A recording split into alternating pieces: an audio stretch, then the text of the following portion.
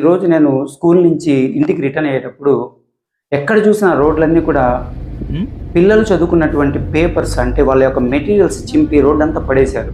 కారణం ఏంటి అంటే ఇంటర్మీడియట్ స్టూడెంట్స్కి ఎగ్జామ్స్ కంప్లీట్ అయిపోయాయి. ఎగ్జామ్స్ కంప్లీట్ అయ్యాయి కాబట్టి ఇంకా వాళ్ళకి ఆ బుక్స్తో ఆ చదువుతో వాటితో పని లేదు. కాబట్టి రోడ్డు మీదకి వచ్చేసి వాళ్ళ యొక్క సంతోషాన్ని వాటిని చింపి రోడ్డంతా ఎదజల్లి ఆ రోడ్డు మీద పడినటువంటి ఆ కాగితాలను అందరూ తొక్కుకుంటూ వెళ్తున్నారు. అండ్ వెహికల్స్ తొక్కుకుంటూ వెళ్తున్నాయి. నాకు చాలా బాధ అనిపించింది. మేము చదువుకునే రోజుల్లో ఒక మెటీరియల్ మనం కొనుక్కోవాలంటే పేరెంట్స్ని డబ్బులు అడగాలంటే భయపడేవాళ్ళము. ఎందుకంటే ఏమంటారో, మనీ ఉందంటారో లేదంటారో, మనీ లేదంటే మనం మరి ఆ మెటీరియల్ ఎలా కొనుక్కోవాలి, ఎలా చదువుకోవాలి. నెక్స్ట్ ఆ చదువుకున్నటువంటి ఆ బుక్స్ కూడా జాగ్రత్తగా దాపెట్టుకునే వాళ్ళము.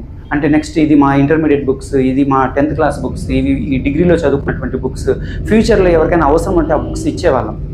మరి ఘోరం ఏంటంటే ఎగ్జామ్ స్టార్ట్ అవ్వడానికి ముందు మన స్టూడెంట్స్ ఆ బుక్స్ని సరస్వతీదేవి ముందు పెట్టి పూజ చేసి ఏదో పెద్దగా భయభక్తులు ఉన్నట్టు భయపడుతూ పూజలు చేసి ఎగ్జామ్ రాస్తారు. ఎగ్జామ్ అయిపోయిన వెంటనే అదే సరస్వతిగా పూజించేటువంటి ఆ చదువుని, ఆ బుక్స్ని చింపి రోడ్లంతా వెదజల్లుతున్నారు. ఎవరు నేర్పించారు? మీ టీచర్స్ అలా ఏమైనా చేయమని చెప్పారా? మీ పేరెంట్స్ చేయమని చెప్పారా? ఇంటర్మీడియట్ కంప్లీట్ అయిపోతే నీకు ఎడ్యుకేషన్ అంతా కంప్లీట్ అయిపోయిందా? ఇంటర్ తర్వాత నువ్వు ఇంకా చదువుకోవాలనుకోవట్లేదా? చదువుకోకపోయినా సరే బుక్స్ని చింపేస్తావా? ఇదేనా సంస్కారము? దీనంతటి కారణం ఎవరు? మీకు చదువు చెప్పే టీచర్సా, పేరెంట్సా, లేకుంటే నీ చుట్టూ ఉండేటువంటి ఫ్రెండ్సా, లేకుంటే ఈ సమాజమా? ఎవరు కారణం? సో దయచేసి ప్లీజ్ అలా చేయొద్దు. ఈ వీడియో నేను intermediate second year intermediate exams అయిపోయిన తర్వాత చేస్తున్నాను.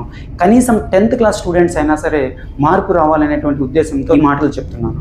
సో మీకు మరీ అంత ఒక బుక్స్ అంటే చిరాకైతే, బుక్స్ మీకు ఎక్కువ అయితే, బుక్స్ పెట్టుకోవడానికి మీ ఇంట్లో ప్లేస్ లేకపోతే ఓల్డ్ బుక్స్ మీ జూనియర్స్కి ఇవ్వండి, మీ బ్రదర్స్కి ఇవ్వండి, లేదంటే లైబ్రరీస్కి డొనేట్ చేయండి. మీ దగ్గర చాలా డబ్బులు ఎక్కువ ఉండొచ్చు, కార్పొరేట్ కాలేజ్లో చదివి ఉండొచ్చు, మీ పేరెంట్స్ మీకు అడిగిందల్లా ఇప్పించి ఉండొచ్చు. ఒక మంచి పని చేయండి. ఎగ్జామ్ అయిపోయిన తర్వాత వెంటనే వెళ్ళి ఆ బుక్స్ని లైబ్రరీకి డొనేట్ చేయండి. లేదంటే సోషల్ మీడియా ద్వారా నా దగ్గర సో బుక్స్ ఉన్నాయి, ఎవరికైనా కావాలంటే నేను డొనేట్ చేస్తానని చెప్పండి. ఇలాంటివి నేర్చుకోండి అమ్మా. ఏంటి ఈ కల్చర్ ఏంటి?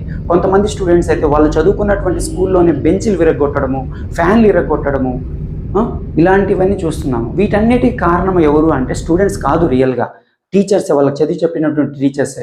ఎందుకంటే మన సిలబస్లో ఉండేటువంటి మ్యాథ్స్, ఫిజిక్స్, కెమిస్ట్రీ ఇవి చెప్తున్నాం, కానీ మనము వాళ్ళు బయట ఎలా బిహేవ్ చేయాలి, ఎలా ఉండాలి అనే విషయాలు మనం ప్రాపర్గా చెప్పలేకపోతున్నాం అనేది నా యొక్క ఒపీనియన్.